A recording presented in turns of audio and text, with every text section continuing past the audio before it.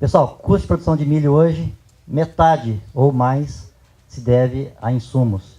E dentre esses insumos, fertilizantes representam de 20% a 30% do custo, dependendo se é milho safrinha ou milho safra. Isso é importante a gente entender, porque daqui para frente a gente não vai ter fertilizante barato no Brasil. A gente importa hoje 70% ou mais de fertilizantes, e a previsão é que em 2025 a gente passe a importar 86%. Então, isso é crítico para a nossa agricultura. Nós temos que ter cuidado para investir certo, realmente no nutriente que a planta está precisando, e depois darmos condições para que a cultura possa aproveitar da melhor forma possível esse investimento que a gente está fazendo em fertilizantes. Por favor. Um aspecto muito importante na cultura do milho é em relação a stand. Se a gente tem falha de stand por problema de distribuição de semente ou por morte de plantas, já é prejuízo garantido, porque a cultura do milho não compensa falhas. Tá? E a gente tem que, na genética, a semente é capaz de crescer, tem alto potencial de crescimento de raiz a mais de 20 centímetros com 10 dias de semeadura. Só que isso no campo não é bem assim, porque nem sempre a gente tem as condições ideais de qualidade física e química do solo. Daí o nosso desafio é construirmos um perfil que permita aprofundamento das raízes, para elas encontrarem água e nutrientes, incorporarem carbono. Isso melhora a qualidade física do solo, até descompactação a gente tem, além de ativar a microbiota, dando uma condição de maior tolerância a situações de estresse, como por exemplo, na nossa agricultura de sequeiro, problemas com o veranico. Então, se a gente tem raízes profundas numa situação de estresse, temos chance de salvar algumas espigas numa situação dessa. Mas se as raízes estão só na superfície, a gente não tem formação de espigas e o prejuízo pode chegar a 100% nesses anos difíceis que a gente tem tido aí de falta de chuva. Falando então de formação do perfil para melhor crescimento radicular, cálcio é muito importante. Daí não podemos deixar de pensar em investir em calagem e gessagem, que embora sejam insumos mais baratos que o fertilizante NPK, que aí todo mundo compra, né? Calcário e gesso permite então o fornecimento de cálcio, que é fundamental para o crescimento radicular, e desencadeia uma série de benefícios ao sistema que vai culminar em maior aproveitamento de nutrientes da adubação, vai dar maior resiliência do sistema. O que é isso? Nossas lavouras vão ter maior capacidade de tolerar os momentos de estresse, ganhamos produtividade, estabilidade e rentabilidade. Essa é a situação em sistemas de produção dos agricultores competitivos atualmente no Brasil. Tem todo um cuidado em relação ao perfil. Por favor. Falando especificamente em adubação NPK, é importante a gente falar que o milho é uma planta com alta capacidade de absorção de nutrientes. Se a gente faz um investimento maior em adubação, que é o verde, ou menor, que é o verde mais claro, a gente tem níveis diferenciados de absorção dos nutrientes, mas nem sempre isso reverte em ganho de produtividade proporcional ao investimento que nós fizemos. Tá? Então, conhecer como é que a cultura nossa está respondendo à adubação é muito importante para a otimização desse investimento pesado que a gente tem que fazer em fertilizantes. Muitas lavouras em propriedades Brasil afora têm hoje uma condição de solo de fertilidade construída. O que é isso? Na análise de solo, os teores que a gente tem nas lavouras, em muitas áreas, estão acima dos níveis críticos. Essa é uma situação que dá um conforto maior para o agricultor. Ele vai ter mais flexibilidade de adubar menos num ano com alto preço de fertilizantes, sem perder produtividade. Depois ele pode recompor essa poupança no ano com preços mais favoráveis dos fertilizantes. Né? Então, essa estratégia de entender como é que o seu sistema está respondendo ao manejo, como é que está a sua condição de fertilidade, é importante para melhorar esse investimento que a gente tem que fazer ao longo do tempo. E aí a gente já tem critérios bem definidos para todos os atributos do solo, como deveria ser a condição ideal no perfil. Isso deve ser um alvo para a gente buscar, visando manter sempre ao longo do tempo ambientes com alto potencial produtivo, ok? Então, isso já existe, só que muitas vezes o agricultor foca em um ou dois desses atributos e esquece o resto.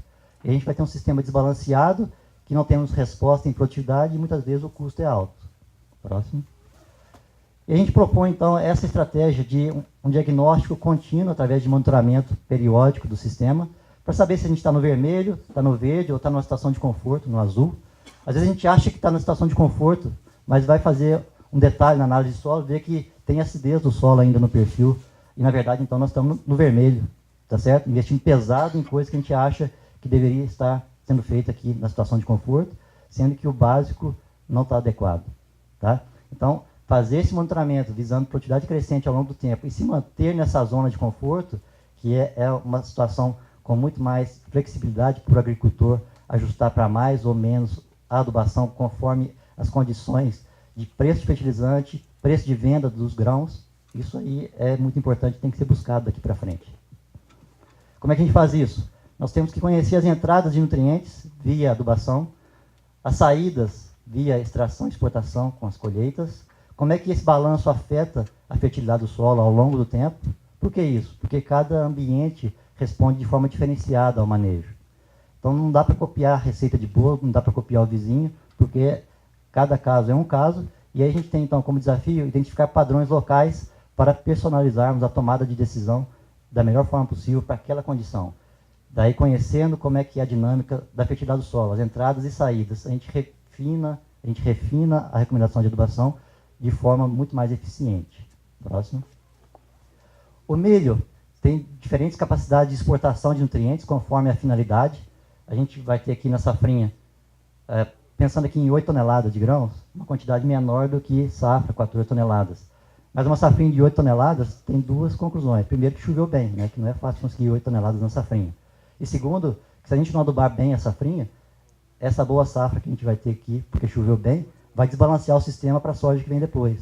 Tá certo? Então, esses detalhes muitas vezes não são percebidos pelo agricultor e ele não tem controle nenhum sobre o balanço de nutrientes ao longo do tempo no sistema. Ele acha que está cuidando bem da soja e esquece, acha que o milho só com residual vai estar bem e não está. Milho para silagem. Aquele consumo de luxo todo que a gente já falou, sai via exportação quando a gente colhe a planta inteira para fazer silagem. Então, a gente pode estar investindo pesado em fertilizantes, colocando muito nutriente, sendo que aquilo não vai ter uma reversão em ganho de peso ou de leite para o gado que vai ser alimentado com aquela silagem. E isso impacta muito o sistema porque as quantidades são muito altas. Tudo que está na planta inteira vai sair. Próximo. Então, pessoal, o prazo nosso aqui é rápido. A gente está falando aqui de investirmos mais em informação. Tá? Esse é o desafio para o agricultor moderno. A gente tem que ter mais esforço, tem que ter mais tempo para entendermos como cada talhão da nossa propriedade está respondendo ao manejo. E a partir de conhecermos, então, esses passos, que são a disponibilidade de nutrientes no solo, ciclagem de nutrientes no sistema, isso é muito importante para nitrogênio, conhecermos as quantidades extraídas e exportadas. A gente deve analisar os grãos que a gente está tirando na colheita, para que, de fato, a gente tenha certeza do que efetivamente está saindo da lavoura. A gente analisa grão igual analisamos folha. Mas quantos aqui analisam os grãos? Ninguém, né? Então a gente fica à mercê de dados genéricos da literatura. A gente pode personalizar isso muito bem. E, por fim, expectativa de produtividade a cada safra e considerando a eficiência de fertilizantes.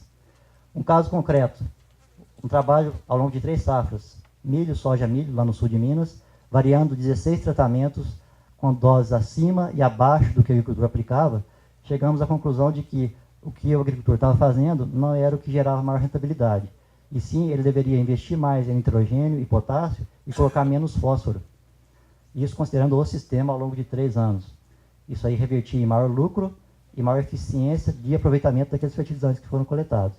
Tá certo? Então, trabalharmos com doses fixas de NPK na adubação, sempre os mesmos fertilizantes, não é uma estratégia inteligente no sistema atual da agricultura visando alta rentabilidade.